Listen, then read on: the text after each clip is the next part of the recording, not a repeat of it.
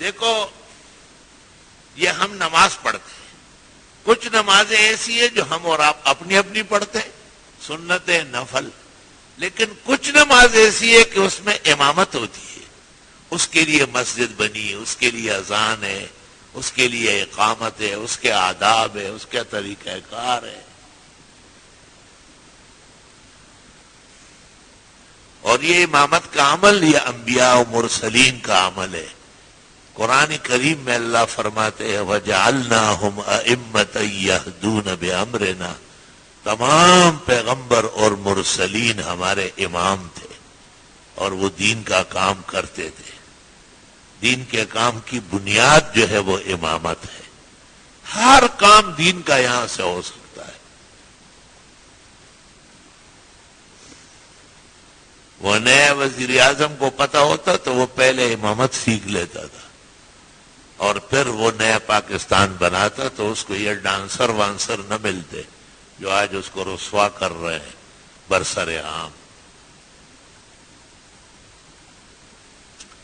افسوس کہ لوگوں کو کام کرنے کا شوق ہے لیکن کام کی عقل نہیں ہے.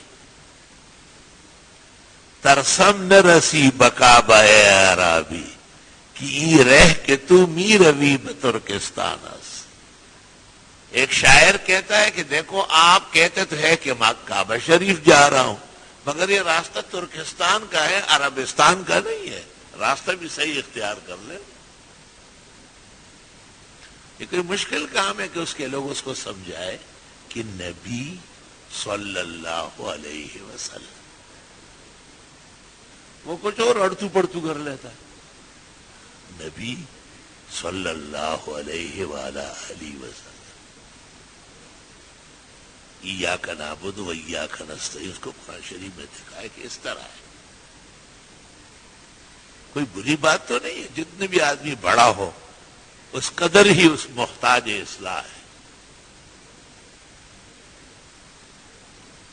حضرت عمر رضی اللہ تعالیٰ عنہ نے جمعے میں اعلان کیا بڑے بڑے مہر مت باندھا کرو، یہ کوئی نیکی کا کام ہوتا تو پیغمبر کا ہوتا.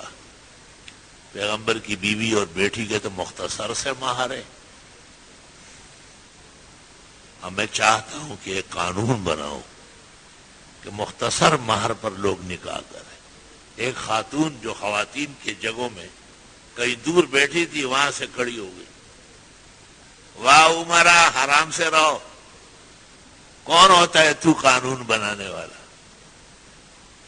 وَآتَيْتُمْ إِحْدَاهُنَّ قِنْطَارًا، اس آیت کے ہوتے ہوئے تیرا قانون کون مانے گا؟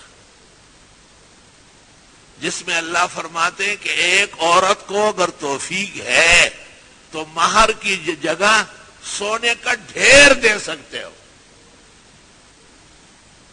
عمر نے کہا الحمدللہ الذی اصلح اعوجاج عمر بعجوز من هذه الامہ. تفسیر ابن کثیر ذیل لایا. اللہ کا شکر ہے کہ عمر کی ایک ٹیڑھ کو ایک بوڑھی عورت کے ذریعے سیدھا. بھائی معافی مانگتا ہوں، کوئی قانون نہیں بنے. قانون تو آ چکا ہے کہ توفیق ہے تو زیادہ زیادہ مہر بھی ہو سکتا ہے.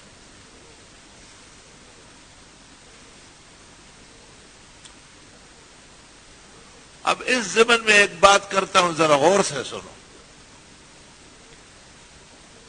آج کل لوگ جہیز کے خلاف باتیں کرتے ہیں. ایک جگہ میں گیا، وہاں پر انہوں نے کہا کہ آج جہیز کا جنازہ ہے اور مجھے کہا کہ یہ بڑے عالم ہے، علماء کا استاد ہے، یہ جنازہ پڑھائیں گے. میں نے ان کو کچھ کہا نہیں. بعد میں جب علیحدہ بیٹھ گئے میں نے کہا تم میں کوئی عالم دین نہیں ہے؟ کہتے ہیں ہم سب مولوی ہیں. میں نے کہا ایسے مولویوں سے ایک کنواں بھر جائے تو اچھا. میں نے کہا جہیز پر پابندی لگ رہی ہے. جو باپ بیٹی کو سامان ازدواج دیتا ہے تو لڑکے کے ساتھ جو سلوک ہو رہا ہے اس پر پابندی کیوں نہیں لگ رہی؟ جبکہ پیغمبر کا حکم ہے کہ زندگی میں بیٹا اور بیٹی برابر ہے. اس کا تقاضا تو یہ کہ جیسے آپ بیٹے کے لیے گھر خرید رہے، بنگلہ لے رہے، بیٹی کے لیے بھی ایک بنگلہ خریدے کہ ایک کار خریدے. کوئی ماں کا بیٹا آئے اور مجھے کہے کہ ایسا مسئلہ نہیں ہے. اعدلوا بین اولادکم فی العطیہ، اولاد کو زندگی میں جو کچھ دیتے ہو وہ عطایا ہے، گفٹ ہے، پریزنٹ ہے، سوغات ہے، ڈالا ہی دیا گا. پیغمبر کہتے ہیں اس میں بیٹا بیٹی، امیر فقیر، شادی شدہ غیر شادی شدہ یکساں ہیں. یہ آپ کا اور ہمارا نبی اور رسول ہے، شافع و مشفع ہے، قائد الخیر کلہ ہی ہے. اللہ. تو رات کو سوتے وقت پاکی کا انتظام کرنا چاہیے،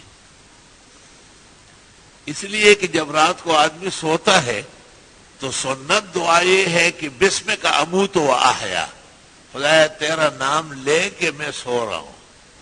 تو سونے کے لیے صیغہ استعمال ہوا ہے اموتو کا، ماتا یموتو کے معنی مر جانا. ہو سکتا ہے کہ یہ نیند اور یہ آج کی رات آخری ہو. اجالے اپنے یادوں کے ہمارے ساتھ رہنے دے، نہ جانے زندگی کی کس گلی میں شام ہو جائے. پتہ تو چلتا نہیں. ایسے کتنے لوگ سو گئے اور صبح اٹھ نہ سکے.